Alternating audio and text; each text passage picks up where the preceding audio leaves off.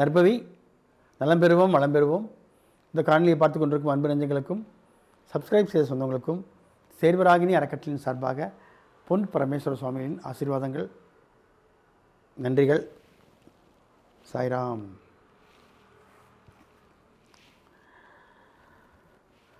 இந்த காணொலியில் சௌபாக்கிய சரபேஸ்வரர் வழிபாடு பண்ணும்போது நமக்கு என்னெல்லாம் வேண்டிக்கலாம், என்னெல்லாம் கிடைக்கும், இவர் அசைவமா சைவமா, கோவக்காரரா சாந்தமானவரா அப்படிங்கிறத பற்றி பார்க்கலாம்.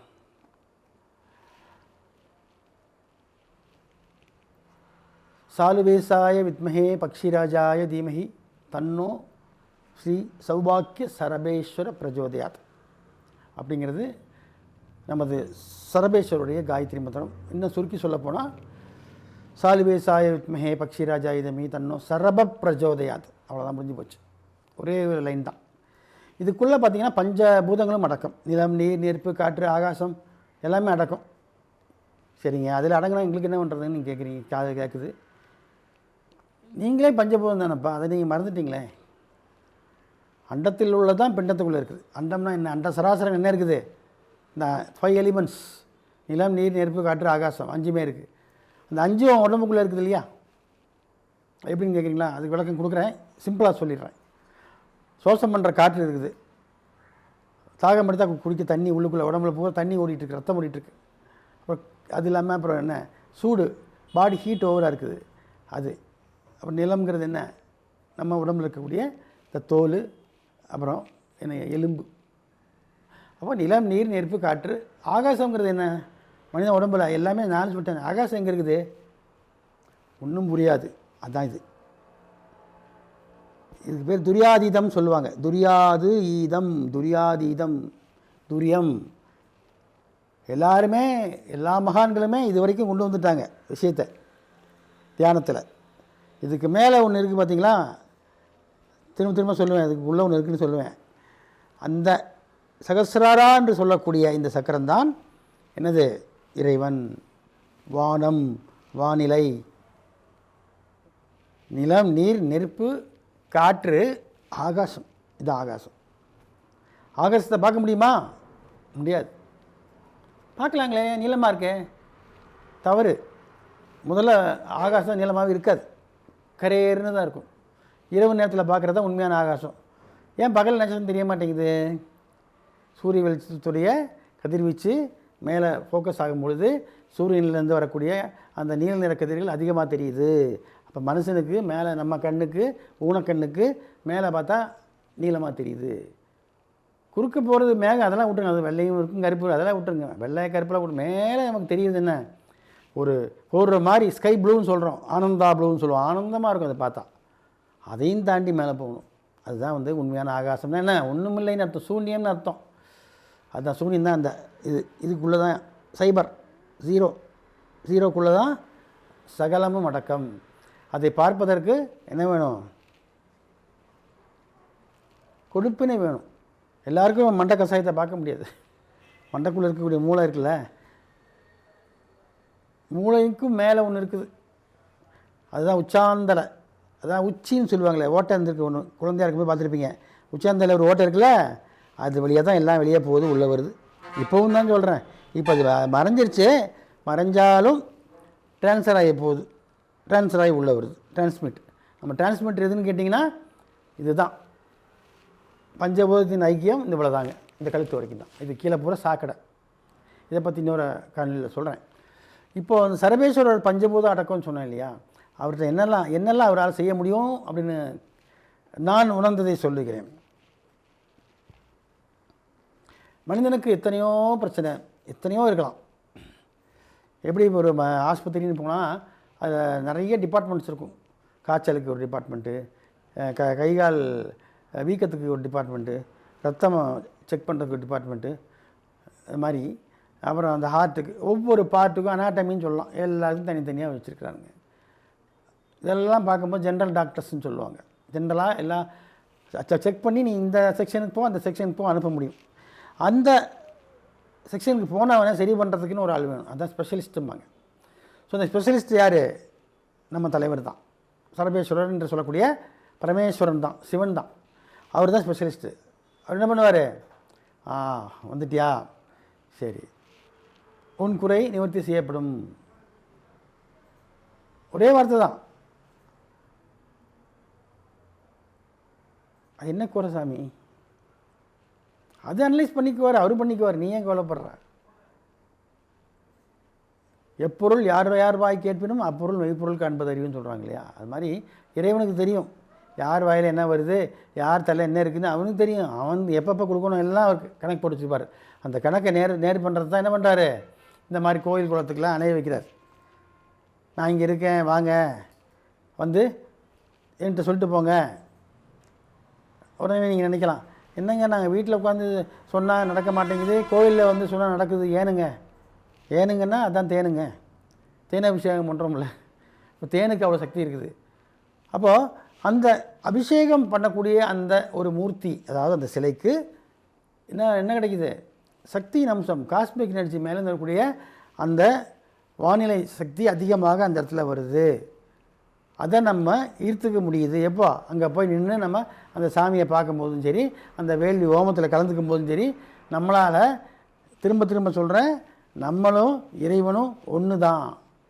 அந்த அண்டம் சொல்லக்கூடிய இறைவனும் பிண்டம் சொல்லக்கூடிய இந்த உடம்புக்குள்ளே இருக்கார். அது இல்லைன்னா இது எதுவும் வேலை செய்யாது, எதுவுமே வேலை செய்யாது. இப்போது தாயின் கருவிலேருந்து வெளியே குழந்தையாக வெளியே வருது, உள்ள ஹார்ட்பீட் யார் தட்டி விட்றாங்க? நரசம்மா தலைகுப்புற குழந்தை தட்டி விட்டால் ஹார்ட்பீட் வேலை செய்யுமா? கத்தும், வாயை திறக்கும், அவ்வளோதான். உள்ள ஹார்ட்பீட் துடிப்பெல்லாம் ஆரம்பித்தாச்சு. கேட்டால் இதெல்லாம் சயின்ஸும்பிங்க, உண்மைதான். அந்த சயின்ஸுக்கும் அப்பால் ஆதியாக பார்க்கும் பொழுது ஒரே ஒரு பாயிண்ட், ஒரே ஒரு பதில், இறைநிலை. நமக்கு தெரியாத ஒன்றுக்கு போகும்போது நம்ம இறைவன் ஒத்துக்கிறோமையா, இதுதான் உண்மை. தெரிஞ்சதெல்லாம் சொல்லிடுவீங்க, ஒரு லிமிட்டுக்கு மேலே தெரியலன்னு சொல்கிறேன் பார்த்தீங்களா, அந்த தெரியாதவன் தான் இறைவன். அந்த தெரியாதவனை நம்ம புரிந்துக்கிட்டோம்னா நம்ம இறைவனாக மாறிடுவோம். ஸோ அப்போ அந்த இறைவனால் மட்டும்தான் காமுற முடியும், அப்படி தானே? அப்போது கட்டாரே காமுறுவர்னு சொல்லியிருக்காங்க. அப்போது இறைவனால் தான் உணர முடியும்னு சொல்லியிருக்கேன். அப்போ நம்ம இறைவனாக மாறினா தானே முடியும். எப்படி சாமி இறைவனாக மாறுறது? நீ ஒன்றும் பண்ண வேண்டாம், நம்பிக்கை என்ற ஒரு பாத்திரத்தை ஏந்திக்கொள். அதற்குள்ளே உன்னுடைய ஆசைகளையும் உன்னுடைய எதிர்காலத்தையும் உன்னுடைய எண்ணங்களையும் பூர்த்தி செய்யக்கூடிய மழை நீராக இறைவன் உன் கூட்ட இருப்பான். அதை மட்டும் நீ குடித்தா போதும், வேறு ஒன்றும் வேண்டாம். வெளியே போய் குளா தண்ணிக்கு தேட வேண்டாம், தொட்டி தண்ணி தேட வேண்டாம், ஆறு குளத்துக்கு போகாத, மழை தண்ணி இருக்குல்ல அது குடி. அது மாதிரி நான் உதாரணத்துக்கு சொல்கிறேன். அப்போது அந்த இறைவன் என்று சொல்லக்கூடிய அந்த சக்தி பல ரூபத்தில் இருக்குது. அப்போது இந்த கலிகாலத்தில் இப்போ இருக்கக்கூடிய கரண்ட் சிச்சுவேஷனில் உக்கிரமான தெய்வங்கள் மக்களுக்கு சீக்கிரமாக நன்மை செய்கிறது. சாந்தமாக இருந்த சாமியெல்லாம் மெதுவாக செய்யும், எல்லாமே வச்சு செய்யும். ஆனால் நம்மளை அப்படி இல்லை, உடனே செஞ்சிருவார். தப்பு செஞ்சானா உடனே அங்கேயே எல்லாம் நடந்து போயிடும். தப்பு என்பது அதை நம்ம மனசார செய்யாமல் அதை நம்ம இறைவனிடம் போய் சொல்லிட்டோம்னா தப்பிச்சுக்கலாம். அப்போ அந்த சரபேஸ்வருடைய ஆற்றல் எதுக்கெல்லாம் பயனளிக்குது அப்படின்னு எப்படி நான் பிரித்து சொல்ல முடியும்? சொல்லுங்கள் பார்க்கலாம். ஒரு தெளிவு நமக்கு வேணும். இப்போ பலதரப்பட்ட மக்கள் இருக்கிறீங்க, பலதரப்பட்ட கெமிக்கல்ஸ் உடம்பு பூராமல், பலதரப்பட்ட எண்ணங்கள் இருக்குது, பலதரப்பட்ட குடும்பங்கள் இருக்குது, பலதரப்பட்ட பழக்க வழக்கங்கள் இருக்குது, பலதரப்பட்ட வசிக்கும் இடங்கள் இருக்குது, எல்லாமே வேறுபடுது. ஆனால் ஒன்று மட்டும் ஒன்றுபடுது. என்னது அது? எண்ணம் என்ற ஒரு வார்த்தை. எல்லாருக்கும் ஒரே எண்ணம் தான் இருக்க போகுது, புதுசாக இருக்க போகிறது கிடையாது இல்லையா? இப்போ அந்த எண்ணத்தை நாம் சரி செய்து நம்ம இறைநிலையோடு தொடர்பு கொள்ளும் பொழுது இறைவன் நமக்கு வேண்டுவனவற்றை எல்லாம் செய்வான். சிலவங்க சொல்லுவாங்க, சாமி இந்த கோயிலுக்கு போனால் இந்த மாதிரி பிரச்சனைனா அந்த கோயிலுக்கு போங்க, இந்த பிரச்சனை இந்த கோயிலுக்கு போங்க. வேண்டியதில்லை. நம்ம கோயில் சௌபாக்கிய சர்வேஸ்வரர் கோயிலில் எப்பேற்பட்ட பிரச்சனைக்கும் தீர்வு உண்டு. காரணம், நெருப்புக்குள்ளே நீங்கள் எதை போடாமல் எரிஞ்சு போயிடும், தண்ணியை மட்டும்தான் எரிக்காது. அதுவும் என்ன, ஆவியாகிடும், தண்ணிக்குள்ளே நிற்காது, ஆவியாக போயிடும். அப்போ என்ன அர்த்தம்? நல்லது நெருப்பு எரிக்கும், கெடுதலையும் நெருப்பு எரிக்கும். அப்போ உனக்குன்னு இந்த துன்பத்தை ஏன் அதை எரிக்காதா? ஏன் நீ உண்மையான ஒரு நம்பிக்கையோடு வந்து அங்கே நின்னா அது அவங்க செய்ய மாட்டாங்களா? திரும்ப திரும்ப திரும்ப திரும்ப நான் சொல்கிற ஒரே வார்த்தை தான், அழுகிற பிள்ளை பால் குடிக்கும்.